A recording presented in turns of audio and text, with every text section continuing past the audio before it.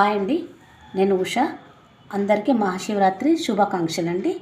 ఈరోజు మినపగుళ్ళతో నేను వడ చేస్తున్నానండి.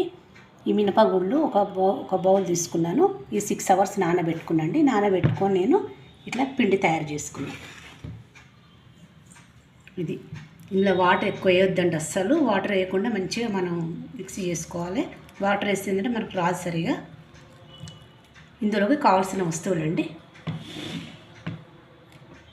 అల్లం ముక్కలు సన్నగా తరిగి పెట్టుకున్నాండి, అల్లం ముక్కలు, పచ్చిమిర్చి, జీలకర్ర, తగినంత సాల్ట్ అండి. ఇదంతా ఒకసారి మనం మిక్స్ చేసుకుందాము.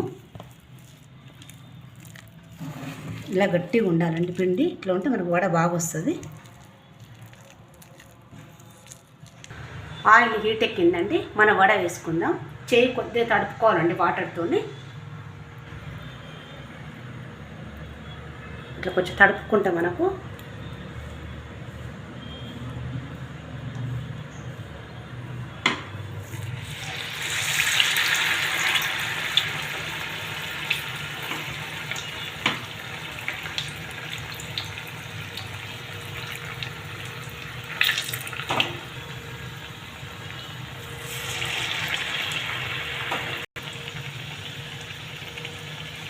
మనకు నచ్చిన సైజు వేసుకోవచ్చండి.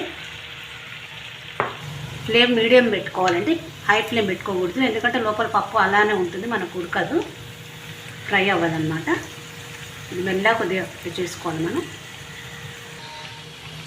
అయిందండి, ఈ కలర్ రావాలి మనకు.